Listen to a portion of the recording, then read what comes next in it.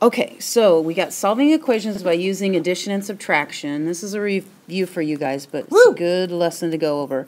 So the addition property of equality says that if I have 7 equals 7, I could add 3 to the left, and as long as I add 3 to the right, then it's just 10 equals 10, and it stays equal, right? So in other words, in mathy language, it says if an equation is true and the same number is added to each side, the resulting equation is true. In other words, whatever you add to one side of the equation, as long as you add to the other side of the equation stays balanced, okay?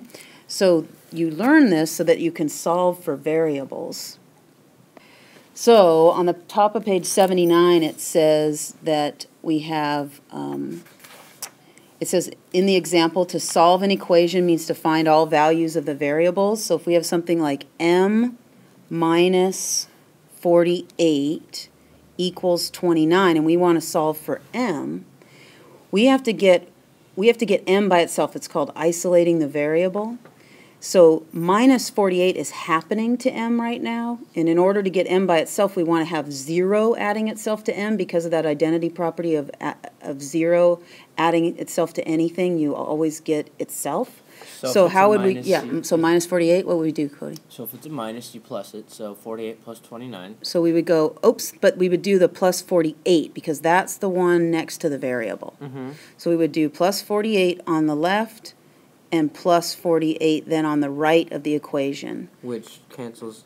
They cancel out on the left, yep. And we get 77, m equals 77. M equals 77, because we cancel out on the left, that would be m plus 0, which is m, and then 29 plus 48 equals 77.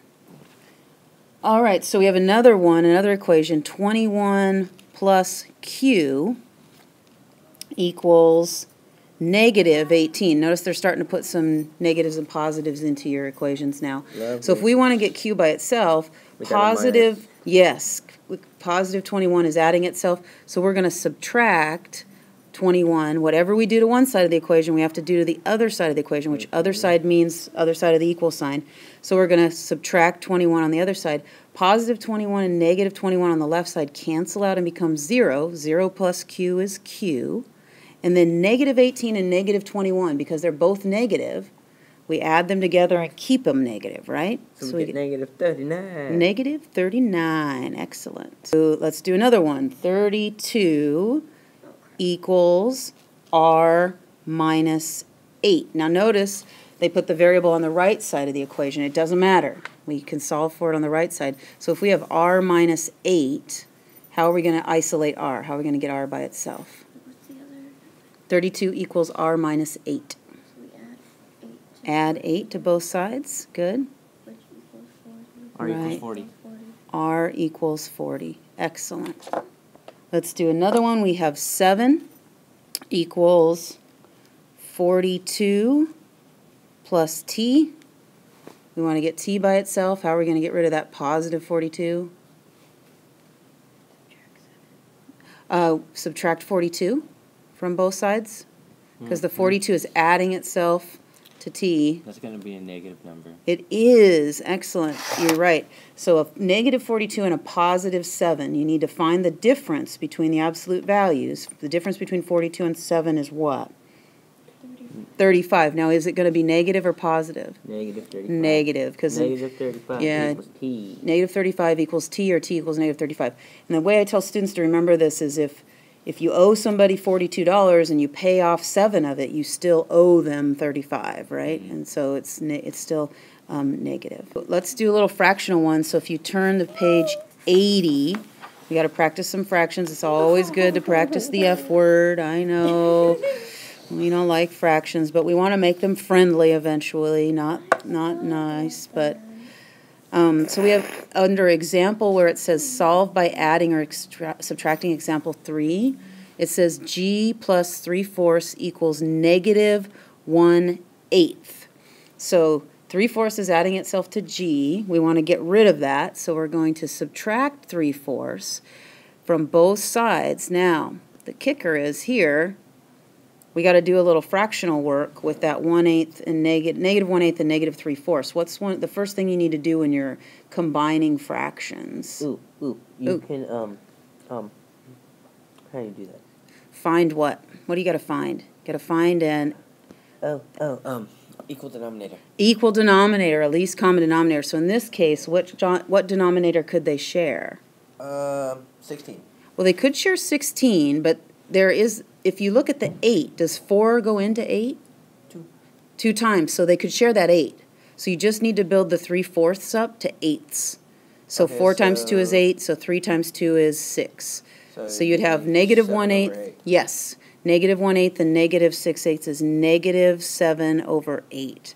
So G equals negative 7 over 8. So sometimes you're going to have some fractional ones, and you just got to practice those fractional concepts. Remember, when you're adding or you're combining, finding a difference between fractions, you always got to have like denominators. So you find that common denominator and build them up, and then just do the work. This is where it kind of brings story problems into play, or changing words, which you did in the last sections. It says, write an equation for the problem and then solve the equation. It says, a number increased by 5 is equal to 42. And so you can, a number, Kaylee?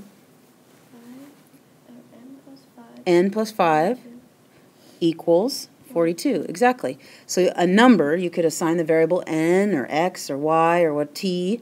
A number increased by, the key word there was increased by, means add, 5 equals 42. Now we got to find the number, so now we do our addition or subtraction property. We have a plus 5. What do we want to do to both sides? Minus 5. Minus 5.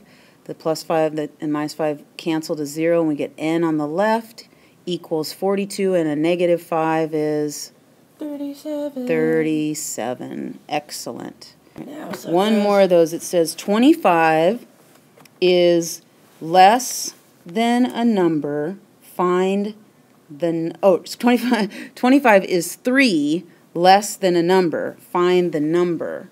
So what's that going to look like? Cody, you want to go? Or No, Kaylee first. okay, Kaylee, 25 is, what does that mean? 25 equals, and then 3 less than a number. N equals 25 minus 3.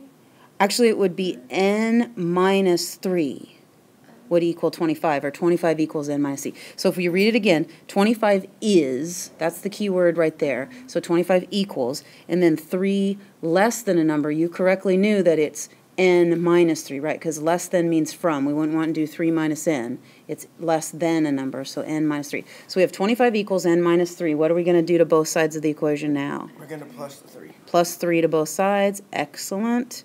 And we get n equals 25 plus 3, 28. Okay, so you need to be prepared to take words and put them into equations and then use the addition or subtraction property to solve them. Okay? Done.